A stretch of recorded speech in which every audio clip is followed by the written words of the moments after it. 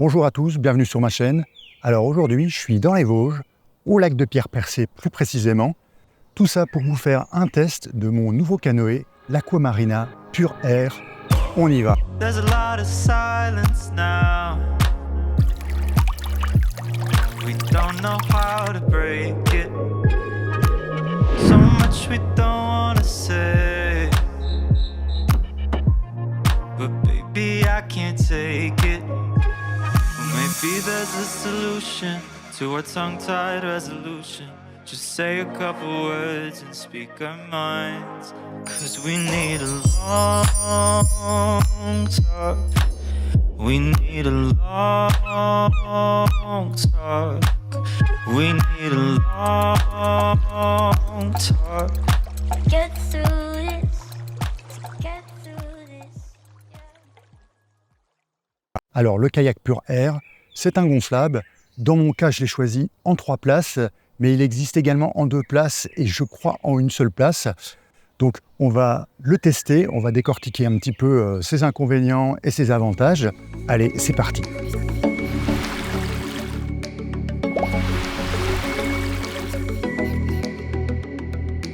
Eh bien non, perdu mon petit Mika.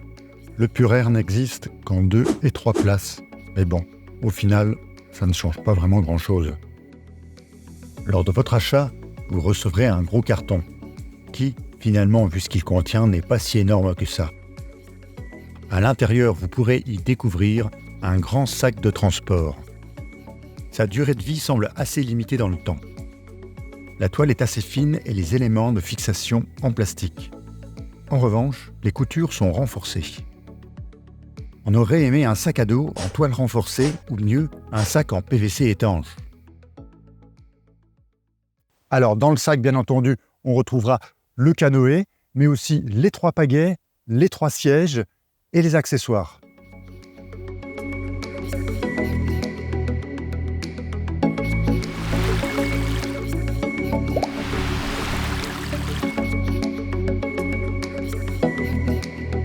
Dans l'équipement, on retrouvera bien sûr la pompe. Elle est assez basique, mais paraît bien solide. Et elle a l'avantage d'être entièrement démontable pour le nettoyage. Dessus, il y a 2 connexions, une pour le gonflage et l'autre qui vous aidera pour le dégonflage. Au bout du tube, on retrouvera un jeu d'embout avec un connecteur haute pression pour le canoë, mais aussi d'autres embouts pour différentes utilisations. Malheureusement, l'absence d'un manomètre intégré est vraiment le gros point noir.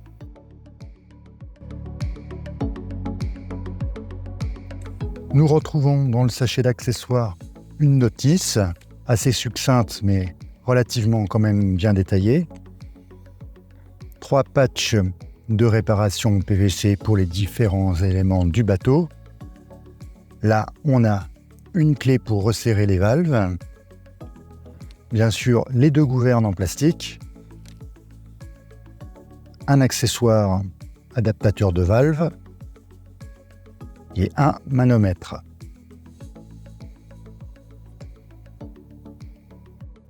Dites voir, Aquamarina, avec les patchs là, ça aurait été sympa d'avoir un petit tube de colle. Hein? Ça aurait été bien sympathique, c'est pas pour ce que ça coûte. Et pour le manomètre, alors là, franchement, la grosse galère. J'ai essayé dans tous les sens de l'introduire dans la valve. Hein, c'est marqué dans la petite notice qu'il faut le pousser très fort à l'intérieur pour contrôler. Moi, j'ai jamais réussi. Hein, j'avais peur de tout casser. Donc, je le trouve vraiment pas très pratique. Il aurait mieux fallu de mettre tout simplement un manomètre avec au bout une valve adaptée pour la haute pression. Voilà, c'est dit.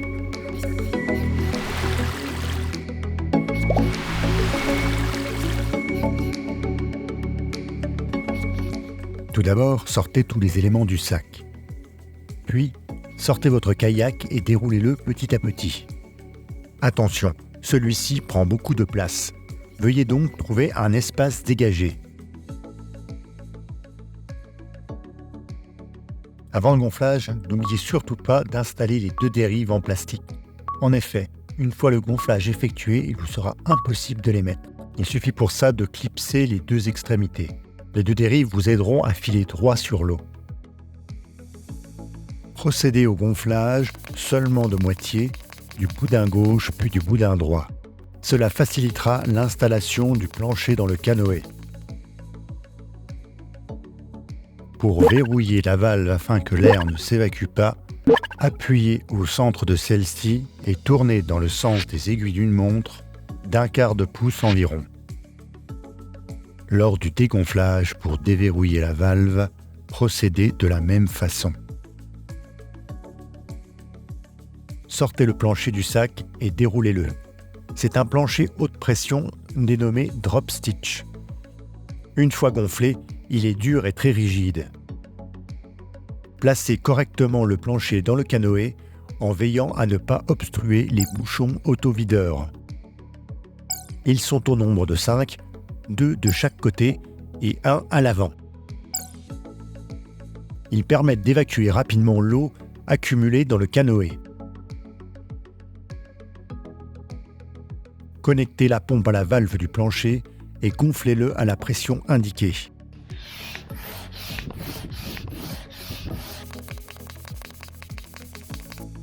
Puis reprendre et terminer le gonflage des deux boudins. Placez les sièges dans le canoë en les positionnant sur les scratchs prévus à cet effet. Accrochez les mousquetons aux anneaux sur les côtés du kayak. Il y en a 2 à l'avant et 2 à l'arrière pour maintenir l'ensemble. Vérifiez la bonne installation des sièges et si besoin, réglez les sangles pour obtenir une position d'assise optimale.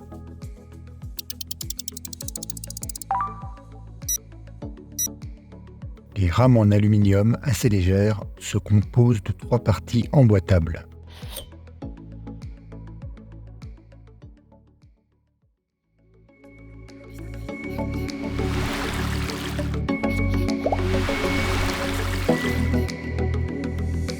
En ce qui concerne les caractéristiques, nous avons un bateau qui affiche 4,63 m en longueur pour 85 cm de largeur. L'espace de vie, quant à lui, mesure 40 cm en largeur. Quant au poids du canoë et de ses équipements pour le transport, il affiche sur la balance une vingtaine de kilos.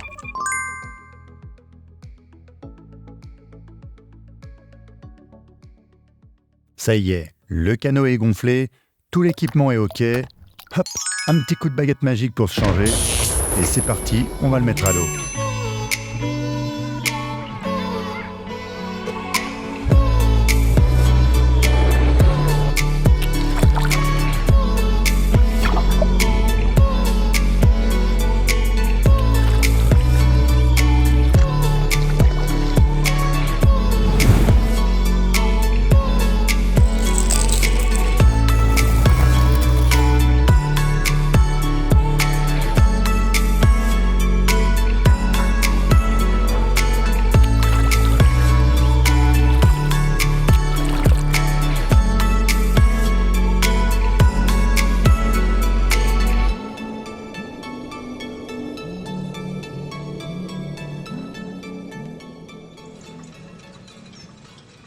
Alors le kayak, comment il se comporte sur l'eau ?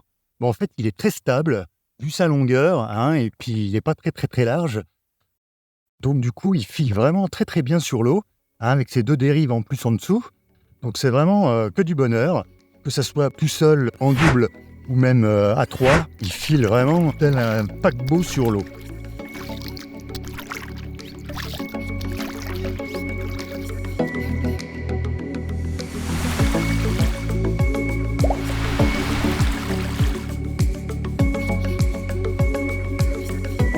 Le kayak Aquamarina a des chambres à air et un cockpit en PVC renforcé. La fabrication est bonne, il n'y a aucun défaut apparent. Il y a 2 poignées sur le canoë, une à l'avant et une à l'arrière. Les poignées sont plutôt de bonne qualité, elles sont en caoutchouc assez robuste. Nous avons également sur le canoë des deux côtés, à l'avant et à l'arrière, ce que l'on appelle une ligne de vie. Cela permet d'attraper ou de se maintenir au canoë. Les deux pointes du bateau sont protégées par deux coques en plastique solide. Le kayak possède également à l'avant et à l'arrière deux pare-vagues. Cela est fortement utile quand il y a des gros rouleaux pour éviter les éclaboussures qui pourraient rentrer dans le canoë. À l'arrière, nous allons retrouver un espace de rangement pour un sac ou un bidon. Le système de chargement est composé d'un élastique de type Sando. L'ensemble est maintenu par des passants fabriqués en PVC renforcé. Et l'élastique est réglable pour attacher facilement ses bagages.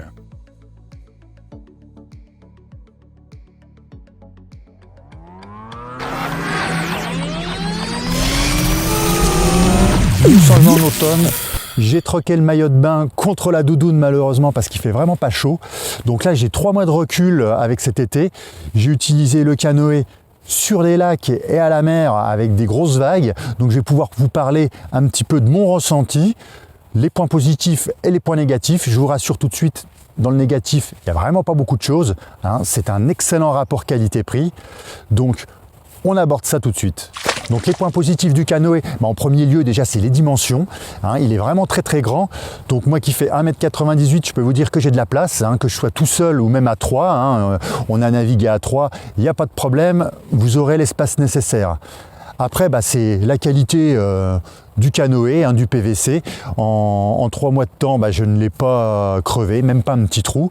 Donc ça c'est plutôt assez positif. Je me suis un petit peu frotté contre des rochers, tout va bien.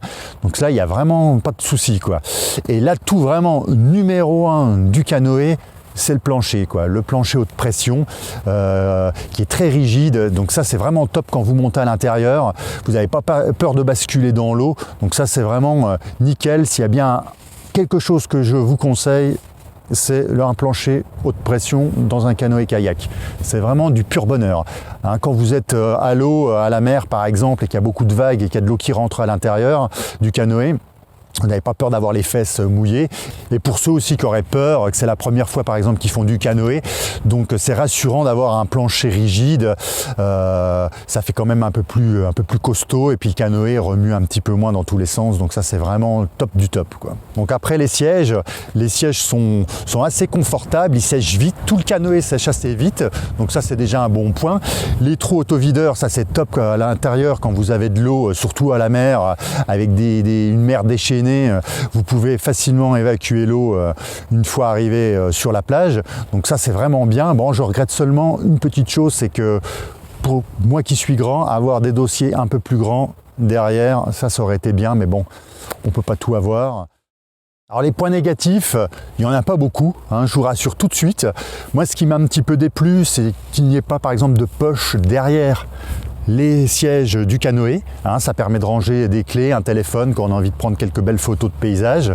Donc ça c'est un petit peu dommage. Après bien sûr la pompe qui n'a pas de manomètre, donc quand il s'agit de gonfler le canoë, c'est un petit peu compliqué. Là on y va un petit peu à tâtons, quoi. Donc ça c'est vraiment dommage. Et puis le troisième point négatif, ça va être le sac, quoi. Le sac qui m'a l'air un petit peu fragile. Bon, j'ai fait quelques petits trous en force de le manipuler quand vous le posez sur des rochers, des choses comme ça. Bon, c'est des micro trous, mais pour le transport aussi c'est surtout ça, parce qu'avec une vingtaine de kilos, un bon sac à dos, c'est quand même bien plus pratique pour le porter, quoi. Mais bon, dans l'ensemble, que du bon. Alors vous l'aurez compris, c'est un excellent rapport qualité-prix. Moi, j'ai que des compliments à faire sur ce canoë, j'en suis très content. Pendant tout l'été, ça a été vraiment que du pur bonheur. Les inconvénients, je vous les ai déjà cités. C'est des détails, je veux dire, on ne peut pas tout avoir non plus à ce tarif, malheureusement. Une pompe, ça peut se changer, des sièges, ça peut se changer par la suite. Donc franchement, je ne vais pas faire de la publicité, mais foncez, vous ne serez pas déçus. Voilà, c'est la fin de cette vidéo, j'espère qu'elle vous aura plu, j'espère que vous aurez appris des choses. Si c'est le cas, n'oubliez pas le petit pouce bleu en bas. Si vous avez des questions, n'hésitez pas à me les mettre dans les commentaires, j'y répondrai volontiers. En attendant, je vous dis à la prochaine pour une autre vidéo. Allez, bon vent!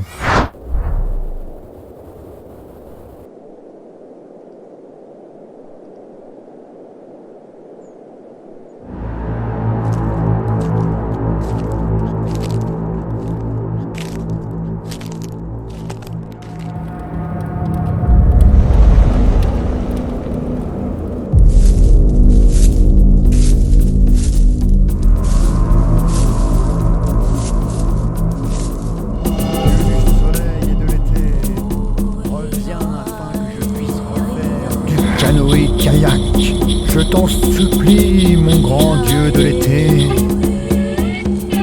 Oh, je t'en supplie, grand Dieu vénéré, veille sur moi.